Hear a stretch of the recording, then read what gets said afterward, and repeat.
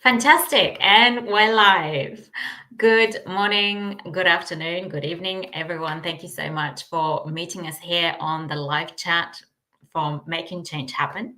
I am super thrilled today. I've got an excellent guest. Her name is Davina Stanley, and she is a communications guru. I've been following her knowledge and advice, and we're also friends offline, and I find her tips and her courses and her knowledge absolutely instrumental to how to make a communication ring true with the decision makers in your organization, in your team, or in your leadership. Today we're talking about how we can make those status updates that all of us get. We live in a sea of status updates. How we can make them strategically important, and how we can get the right messages to the right people, to those who need to make a decision and to move us forward. And I'm really excited because this topic is probably a topic that applies to everyone, whether you're starting your career, whether you're a middle manager, whether you're an executive in a big organization or in a small organization. We all get updates, and we all need to know how to make them crisper and how to make them more strategic, more to the point, and driving us forward.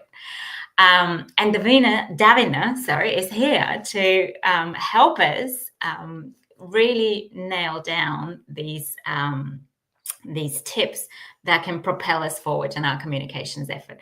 Now, before we dive into the topic, I'd love Davina to give us an introduction, how you came into being a communications expert, and give us a little bit of a sense of the twists and turns of your career that led you to being here. Well, there are a few. Thank you, Christina. I always love chatting with you. There are a few twists and turns because I think I'm probably, well, correct me anyone if they're listening and I'm wrong, but I think I might be the only kindergarten teacher hired by McKinsey. Maybe not, but I think so. So, I grew up on a farm in the country, and Mm. I grew up thinking anything was possible, but had no idea what that was. And so I Yeah. did teaching because it was tangible, and I loved young children, and that was terrific. But I really did discover very quickly that teaching 25 4-year-old boys probably wasn't for me. Mm. So I moved on quickly into a more corporate sort of environment and was encouraged to go back to school, which I did. And so I worked in corporate communication, and I was very, very fortunate when I was at Teachers College to be taught to write by one of Australia's best children's authors. And her name is Mem Fox. And she wrote some wonderful children's books called Possum Magic was one. I see your the reaction on your face.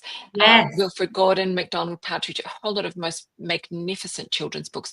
So I Oh, thank learned a lot of, creative ways to write. And then by happenstance, landed in as actually a secretary at first in a corporate affairs department where communication and writing were a big Mm. part of what we did. So I got bored very quickly with the job that I had, so I started helping other people Yes. with their job. And that's when they said, look, you really should go back to uni. So I did that at nights and so on. And then, married very young and moved to Hong Kong with my husband, who saw a job ad for McKinsey. And he thought, oh, I'd like that, and had a look at it and said, oh, well, actually, no, that's not for me. That's for you. And I looked at it and went, oh, that sounds interesting. What's a communication specialist? That's a great role. But what's McKinsey? What's management consulting? I had no idea. I'd What just can not they come across that. do? Yeah, exactly. It's like, what's that? And it's like, oh, that Yeah. sounds fun. All right, I'm Yes. going to go for that. And I got it. And so that was the really big turning point for me in my career, because it just opened up a world of possibility that I didn't know existed Mm. around problem solving, about thinking, and just the Yeah. opportunity to work with such clever people. The consultants are all such clever people. And, Mm. we had to pass the tests to get into. So, that's sort of all part of the game. But that just set me on a path. And then, my husband had a career that moved a lot. So I ended up starting my own business after about 3 years with the firm because we moved and it wasn't practical to be working, full time and having two tiny children and having him Mm, traveling all the time. So I've ended up being quite entrepreneurial, which suits me, I think. yeah, that's And just really enjoyed that. I freelanced for McKinsey for 15 years and built my own independent practice mm-hmm. around that. And so now I focus on helping primarily mid to senior leaders, help them clarify and convey complex ideas so they get better, faster decisions. And I recently wrote 2 books on that subject, one for the leaders and one for the team members. And so, we're talking today about how to have, strategic influence. And I think it's a collaborative effort. I think Mm-hmm. that's something that we forget, Yeah, actually. We don't yeah. have to do this on our own. And if we're structured about it, we can actually really get much better, faster decisions too. Mm-hmm. Mm-hmm. Yes. Yeah, so the 2 books are called Elevate and Engage, and we'll talk about this a little bit later Mm. in the chat.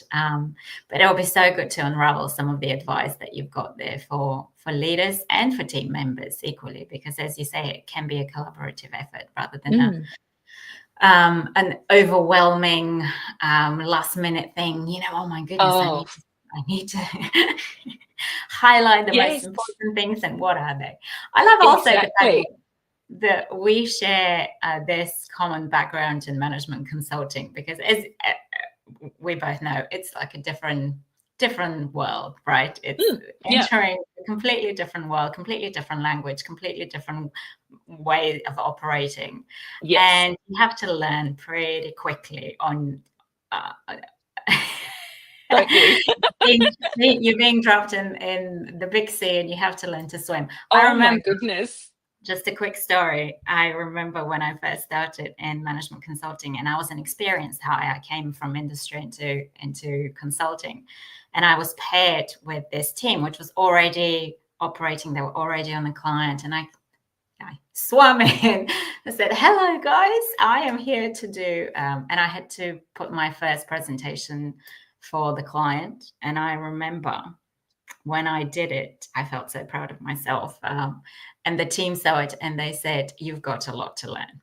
You've got a lot to But imagine going into that situation as the communication specialist, right? learn." Because I remember there was a period at McKinsey where people like me were staffed to help. We tended to be at first on the outside of the Yes. projects. So Yeah. you'd be sitting in the office more than at the client side. And people would book you for blocks of time to help with a presentation or something like that. Mm, And you really struggle to get some 5 minutes with them on the phone to say, hey, who are you yes. actually talking to with this, and what outcomes do you need, like, well, what's this for, Yes. which Yeah. talking about updates and so on is the most pivotal thing to think about. Mm, yeah. And so, but once you did, then it became much easier.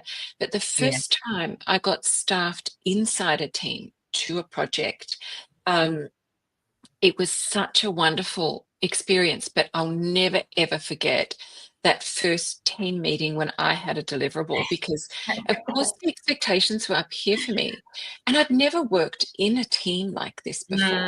And it's Yeah. very demanding, and I had to do a whole lot of stakeholder analysis and work out what their communication channels were and so on internally, Yes. and map Yes. it. And so I did that. But what I gave them all the data. I gave them the map. Here's what I found. But I didn't say, here's what that means. And I will Mm, never, ever forget being torn to shreds in front of that group by that. It was mhm. an engagement manager. And, I'm not going to say his name. I remember him very well.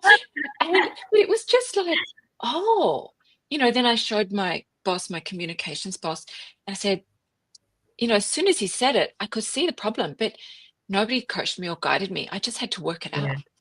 And I think Yeah. there was an assumption that I knew the difference, but I was just so buried in ticking all the boxes and finding all the information that I didn't stick my head up and think, oh, now what are we actually going to do with this? Yeah. Yeah.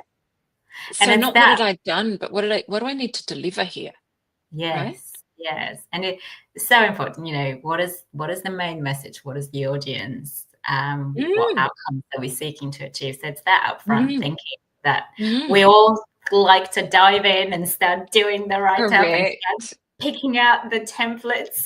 Yeah, But making it's it look nice, making sure the connectors on PowerPoint all line yeah, up and it's beautiful. But I think, it's just such the biggest trap, isn't it? That we dive it is. in to It start is. preparing. And this is something, even when I teach my clients, I have to remind them and say, when you send me something, I want that strategy page that I've given you. Mm, Give me your strategy page. Don't start writing. Don't just give me a slew of slides. I want to see your thinking. I want to yes. know that you've actually thought about who this is really for and what outcome you want. And I Mm, think these routine updates are a really classic situation where it's just, oh gosh, I've got an update in 2 days' time. I've got to get it ready, rather than thinking, oh, actually, you know what? Everything's going really well. We're hitting all our yeah. metrics. It's awesome. You know, they don't need much from me. I just need to be able to either send them a note and say, look, all is well. Yeah. This is not a watermelon. It's not green on the outside and red in the middle. It really is good. Here's why. Mm, And, mm, send them an email saying, I don't think we need to meet unless you've got questions for me. It's all good. Or say, look, I'm just going to take 5 minutes just to share with you that everything's great. Here's yeah. why. One, two, three, four. Done. See you. Bye. Any questions? Good. See you later. Like, don't drown them in stuff.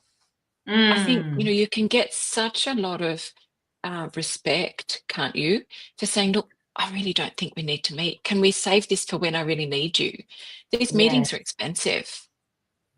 I think it's also people can get very capable at synthesizing information and elevating the right elements to the right audience. But it is part of, I suppose, learning it and applying it over and over, and then knowing Mm, when to do it perfectly.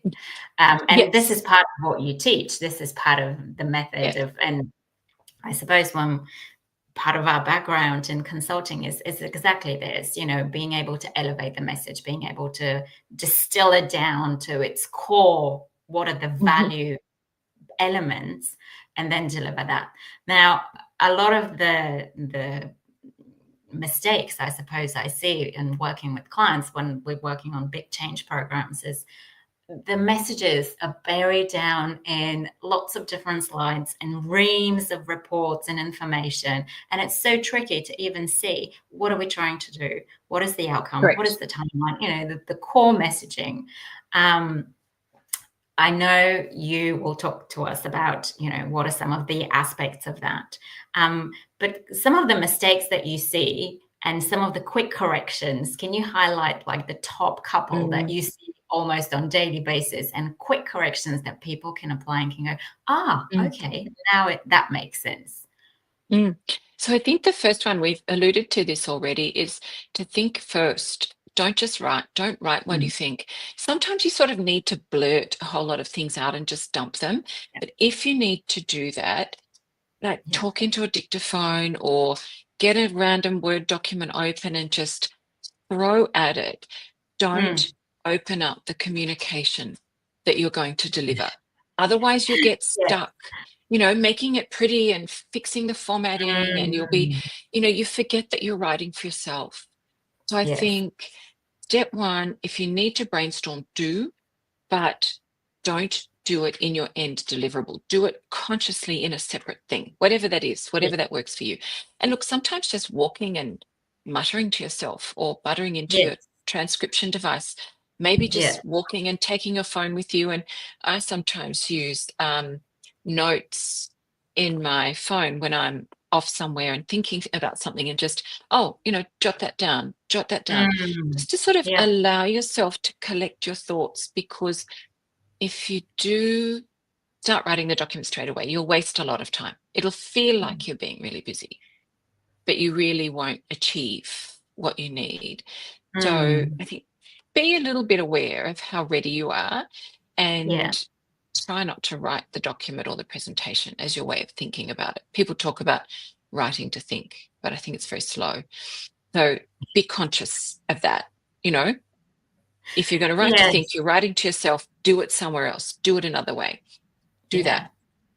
But I think, I'm also, yeah, sorry, go ahead. no, you go. I was going to say, I'm interested in what you think when it comes to updates, because sometimes we've been asked to do an update very Mhm, quickly at the back of a mhm, meeting, or, mm. you meet someone in the corridor and they go, oh, so what's happening with this project? Can you just give me like the top Yes, three things that I need to know? And you go, oh my yes, goodness, like how, what? How? yes, Frazzle dazzle. exactly. So, Yeah. And what I are think, your tips in those situations? Like, how do you uh, compose yourself? How do you elevate your thinking? How do you go, okay, this is what I need to do? These are the steps. yeah, yeah, beautiful. And people often ask me, oh, how do I do this? Thinking on my feet, Mm, which is part of your yes. question there, I think. And I think there are two times when you have to think on your feet. One is, as you described, you've bumped into somebody in the corridor and they've asked you. Another one is when you're getting ready to go into your meeting to prepare to present, Mm, and you've prepared, you've got your slides, you've got everything, and you were going to have half an hour and suddenly you've got 5 minutes. I think both yes. of those instances require you to think on your feet. And so, in the instance where you're caught on the hop in the hallway, Mm, I think that the only thing you can do is to be very consciously ready for those. It's reasonable to expect you will be asked, how's it going? Every week on your yeah. project by bumping into some stakeholders somewhere, whether you're in the physical office or just working remotely, you're going to have that happen. So, I think just at the end of every week, think, okay, what have we delivered? How are we going? What are our challenges? And really Mm, distill that down so you've got a story. And I teach people to use patterns in structuring their message. I use a structured thinking technique, which means you have a super short introduction, one main message, and 2 to 5 supporting points every time. Doesn't matter mhm, what the communication is. yeah. And so make sure you have particularly that main message. Everything's awesome this week. Here's why. All is Yes. well. That's what I call that pattern.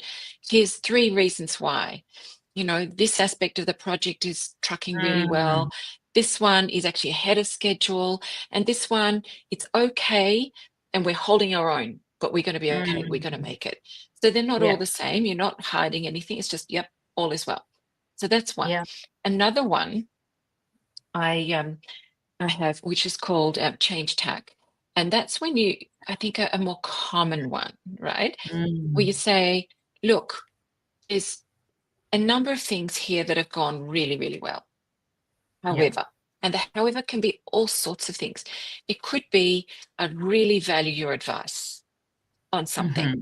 Hmm. Particularly for these really expensive steerco meetings or whatever. It's like, okay, how can they help me accelerate the delivery of this? Okay, Yes. however, I'd really appreciate you helping me get extra visibility with 2 of your peers because we're at risk of running behind on those aspects of the project. I just got an inkling they're not quite delivering as fast as we need them to. They're not responding quickly enough to us. They're not giving us the data we need. There's some other blockage. So, however, we need your help, might be a thing. Or, however, we need to change direction a little to Yes. accommodate some things that have happened. They could be great things. It could be that Mm, we've killed it. We're really ahead of our schedule. So we want to accelerate. Or it could be, you know, Mary's had COVID for the last 2 weeks. So mm, we've really got to adjust our priorities a bit so we can redistribute the work and catch up. Or it could yes. be any one of a number of things, something we thought that was going to work really well just hasn't, or, something. So things have gone really well. Some things have gone really well. However, we need your help, or we can go faster, slower. Mhm. We need to change. Therefore, here's what we recommend. And you're coming in then with a recommendation. That's what we call a deductive structure, where you're building a case before, giving your action plan. And that's a very, very useful one. And I think, I don't know what percentage of the time when people are doing updates, something like that's useful, but it sort of warms everybody up with the good news first, Yeah. without being too political about it. It's just like, oh, good, Mm, this, yeah, great. Oh, phew, because you don't want to go in with, you know, oh dear, we've got a problem. You don't want to begin with that if you can help it. You have to Oh, sometimes to shake them a completely. bit, Yes, but completely. you don't want to do that if you don't have to. Um, I'm interested in going back 2 steps in what you said. Something's going really well. Mhm, However, there's an issue, and here's mhm, my recommendation. Would mhm. you come up with one recommendation, or would you come up with several recommendations? And would It's that going to depend depend. on the audience Yeah. that you're meeting it to? And I think the trick though is, let's say, however, we need to change direction a little. And I'm not sure I can make something up on the spot to be Yep. useful, but other than say we just need to change, we need to reprioritize, let's say that's it, to accommodate the fact that Mary's been out for 2 weeks. And Hmm. so your actions are going to be multiple, but they're all under the umbrella of reprioritizing, Yes. Yeah. right? And so the trick is to find the glue among the multiple things so you can describe that at the high level. And that sets the scene really well for the audience. So they don't have to, people say, I've got 3 things to tell you. Here's thing 1. And Yes. you listen to thing 1 and you wait, and then you get to thing 2, and you know that there's a third thing, but you're kind of bored now and you've lost it. You think, gosh, have I missed it? Right? Whereas Yes. if you Where go is at the the very, it's third? like, where is it? Yeah, it's like, so instead, if you say, look, um, although we've made great progress this last month, we do need to reprioritize to ensure we hit our target for the Yeah. quarter. Let's say that's your main message. Okay, you've got the general idea, and my Mm. interest is piqued because I'm thinking, you're reprioritizing. I want to know about that. Okay, tell me Yeah. more. And then Yes. you're saying, okay, we've made great progress. However, we need to reprioritize. Here is why, right? Yeah. So you've got that high level. And, the main message, we need to reprioritize. So now I'm going to tell you that in 3 parts. Firstly, I'm going to unpack the things that we've done really well. Mm. Then I'm going to talk to you about why I think we need to reprioritize and why that's really important at this particular point. And then I'm going to Mm. share with you how I think we should reprioritize. Mm. So let me Yeah. run you through and just frame it really nicely. But don't just go, I've got 3 things for you, Yeah. and not frame it. Because if you lose them in thing 2, they don't make it to thing 3. Mm. Yes. Yeah. Yeah. Um, and it almost have to elevate the 3 key messages and then deep dive Absolutely. into them, because I think sometimes stakeholders get lost in the first message, or take a wrong turn, and it's hard to bring them Absolutely. back to the main topic. Isn't So it? yeah. Yes, yes. And another trap I think with these updates is that people put screeds and screeds of background at the front. Mm, Yeah. yes, Like they, experience. they sort of give you a history lesson on the project rather Yeah. than saying something really sharp like, you know, we're now at the 3rd phase of this project to implement the new enterprise management system. Mm, Just to sort of set it up. Oh, yeah, that's right. That's what we're doing. That's why we're here. yeah, Great. that's how we Okay. do it. Why are you telling me that? I want to update you on our progress. Okay. How are you going? Yes, Everything's awesome, but we need to reprioritize a bit to make sure we hit our targets. yeah. Okay. All right. Now tell me more. So, this really long set of background, I think is a real challenge. Yes. Yeah. Um, and I think thinking on your feet, like we were speaking about, it's great when you have Mm. the time and you can map it out, or you can sketch it out. What is Mm. my main message and what are my Mm. supporting points? When you have to think on your feet, it can be a lot more challenging. So Oh, practicing absolutely. every week, like Absolutely. you were saying, Mm. almost at the end of each week or at the beginning of each week, you practice what are the things that I need to keep at the front of my mind, to keep at the front of the mind of the stakeholders and Mhm. shareholders and the people making the decisions. Mm. And then you get the ability to uplift, and think on your feet when Yeah, asked.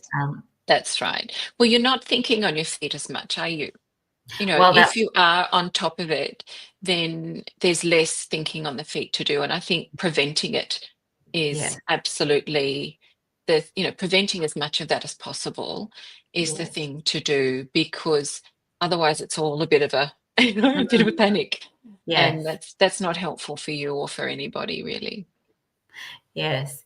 What I find sometimes challenging with clients of mine is knowing how much information to present to boards or to executive. And I know you do a lot of work with boards and board papers, and especially when it comes to change business transformation programs. Everyone sort of wants to know what's going on, but you need to keep it at the detail that they need to know. So not Yes. deep diving into the weeds, Yeah. but at the same time giving them Yes. enough, but not giving them too much to go into Yes. Yeah. the weeds. What is your advice when it comes to updates to really senior executives? No, great one. Well, the first one, I know I'm possibly being a little bit of a broken record, but it is the strategy. What Yeah, outcome do you need? And I think that narrows the focus so that yeah, you're actually really tight in what you need to say. So step one, narrow the zone by being really mhm, clear about the outcome you need from that conversation. And it could just be trust, and that's fine. But mhm, just make sure you've got a very clear view of what you want to walk out with so that that will narrow the space. Um, and then I think a really good thing to do is check with your company secretary. Whenever mhm. if it's a leadership team, go to the CEO's Yes, assistant. If it's the board, go to the company secretary. If it's a steering committee, and you're not familiar with them, then go to the person who organizes the meetings, who's in all the meetings, and say, yep, okay, I think this is what I need to cover. Am I right? Are there any mhm, hot topics that you can yeah, share with me? I think this aspect of what we're doing or what I need to say would be a bit controversial. mm, Help me. yeah, Am I right on that? Who's it going to be controversial with? What are they going to say? What are they going to want to know? yes, And, you know, get the inside intelligence and don't go to them and say, oh, I've got to update them on, the IT, their enterprise management project. What should I say? Or mm, what do they know? Or, really general stuff like that. Think about it from your perspective first. What do you want to get from it? But then do mm, that double check to really finesse it with those people. And they're so knowledgeable and really able to help. And it makes their life a whole lot easier, frankly, because particularly your company secretary is often charged with rewriting your right, paper, right? yes, And so yes, that's an issue. But I would drop in one other thought, and that is to map your messaging on a page, a single page, and get that mm, reviewed by the COSEC and by the CEO as a one pager before you draft your doc. Because if you give them a document, PowerPoint or Word, either one to review, you'll end up with a whole lot of minutiae comments, mm, and it'll be really hard for them to do. They'll be slow to respond because they'll leave yes, it to the last minute because it looks difficult. Go to yes. them with a really clean one pager with big font, right? I Which will love that. Yeah, force you yeah, to distill your messaging and get their feedback on that and then prepare the document. yeah, I Yeah. love that. Yeah. Um, yeah, I have a course on change management, which is called Change Plan on a Page. And the number of people that have said that change plan on a page has saved my project, has Exactly. saved my sanity. Having a clear messaging on one page Yeah. is so important. Yes, and Isn't it? it elevates everything to the right to the right clarity. And I love this because your program is called Clarity First, and this is all that it's all about. Having a really Yes. really clear and concise and precise message with some Mm. supporting factors. Yeah. um, Yeah. we are coming to the top of our time, Dav, and I've really enjoyed this conversation. It's been a pleasure having you on the chat. If people wanted to find you or wanted to follow you or do some of the excellent offers that you've got, where is the best place to find you? So come to my website, clarityfirstprogram.com, and everything is there. But if you want sort of a quick taste to go a little bit further than what we've done now, have a Mhm. look for my free 10 Minutes to Better Emails course. So if you go to clarityfirstprogram.com and then put a /emails, you'll find it. That's a really great place to start. I've got another program on Maven, which is more substantive if you're interested in something bigger, and it's called the Board Paper Bootcamp. And you can find that on my website as well, or clarityfirstprogram.com/BP for Board Paper Bootcamp. Yeah, fantastic. And if people haven't connected with you on LinkedIn, I thoroughly recommend connecting or following Dav on LinkedIn. She shares daily tips and advice on how to make communications crisper, more clear, and to the point, and you will learn heaps from her. Thank you so much for joining us here today. I really appreciate the time and attention that you gave us, Dav, and that all of the people that joined us today. If you're watching this as a recording and would like to ask questions or have any follow-up comments, we would love to hear from you. Please drop them down below this. Thank you, and we'll see you again soon. Take care. Thanks so much, Christina. Bye-bye.